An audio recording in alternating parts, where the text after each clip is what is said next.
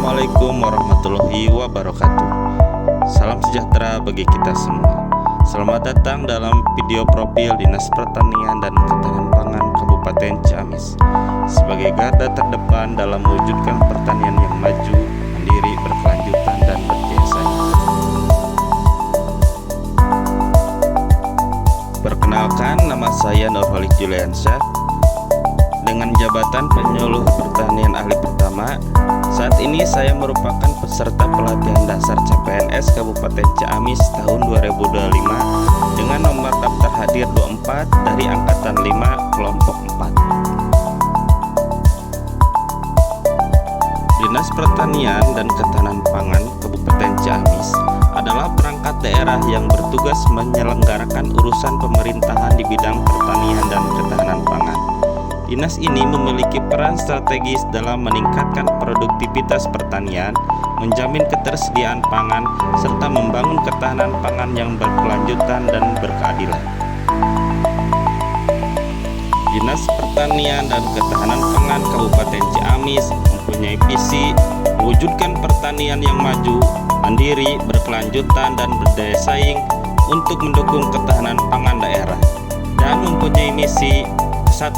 Meningkatkan produksi dan produktivitas komoditas pertanian unggulan. 2. Mendorong diversifikasi dan keamanan pangan yang merata dan terjangkau. 3. Memperkuat kelembagaan petani dan penyuluh melalui pembinaan berkelanjutan. 4. Mendorong inovasi dan teknologi tepat guna dalam bidang pertanian. 5. Mewujudkan tata kelola pemerintahan bidang pertanian dan pangan yang akuntabel dan responsif. Struktur instansi Dinas Pertanian dan Ketahanan Pangan Kabupaten Ciamis dikepali oleh Kepala Dinas. Di bawahnya yaitu ada Sekretariat. Sekretariat mewakili Sub Bagian Umum dan Kepegawaian, Sub Bagian Keuangan, dan kelompok jabatan fungsional. Adapun bidang-bidang di Dinas Pertanian dan Ketahanan Pangan, yang pertama bidang prasarana dan sarana, yang kedua bidang tanaman pangan, yang ketiga bidang hortikultura dan perkebunan, yang keempat bidang penyuluhan, dan yang kelima bidang ketahanan pangan. Adapun di tingkat kecamatan yaitu Balai Penyuluhan Pertanian dan UPTD.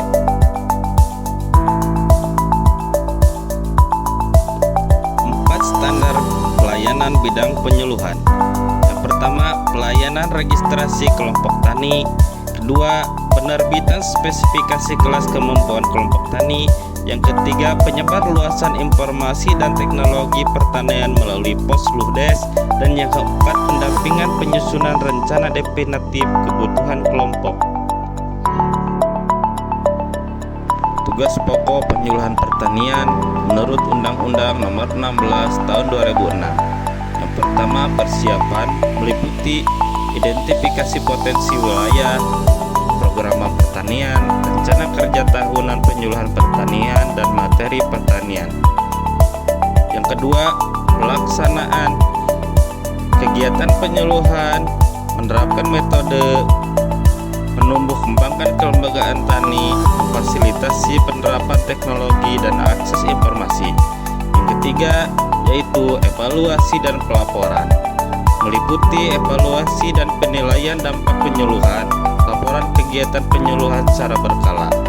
Yang keempat yaitu pengembangan diri secara profesional, membuat kajian, karya tulis ilmiah, memberikan konsultasi dan model-model inovasi. Fungsi utama penyuluh pertanian sebagai inisiator dan fasilitator, sebagai guru dan penasihat, sebagai motivator dan penganalisa, sebagai penghubung dan agen perubahan. Layanan penyuluh pertanian. Layanan konsultasi teknis, memberikan petunjuk dan solusi untuk masalah teknis budidaya, pencegahan hama penyakit, dan pemupukan yang tepat. Layanan adopsi teknologi, mendorong dan memotivasi petani untuk menerima dan mengadopsi teknologi baru yang lebih efisien dan produktif. Layanan perencanaan usaha tani, membantu petani dalam menyusun rencana usaha tani seperti menyusun RDKK, rencana definitif kebutuhan kelompok, dan perhitungan alokasi pupuk bersubsidi. Layanan edukasi non-formal bertindak sebagai pendidik dan memberikan pengetahuan dan keterampilan baru melalui proses belajar mengajar. Layanan pendampingan bantuan memberikan pendampingan dalam distribusi bantuan benih, alat, atau sarana pertanian lainnya. Layanan fasilitasi informasi menghubungkan petani dengan informasi pasar, permodalan, dan sumber daya lainnya yang dibutuhkan. Standar pelayanan penyuluh pertanian. Yang pertama, standar informasi dan edukasi. Yang kedua, standar pendampingan teknis. Yang ketiga, standar konsultasi usaha tani. Yang keempat, standar pemberdayaan dan kelembagaan. Yang kelima, standar akses pasar dan permodalan. Yang keenam, standar inovasi dan teknologi. Yang ketujuh, standar etika dan pelayanan publik. Keterkaitan tugas penyuluh dengan tujuan Dinas Pertanian dan Ketahanan Pangan. Yang pertama, tugas dalam meningkatkan produksi dan produktivitas komoditas unggulan. Yang kedua, tugas dalam mendorong inovasi dan teknologi tepat guna.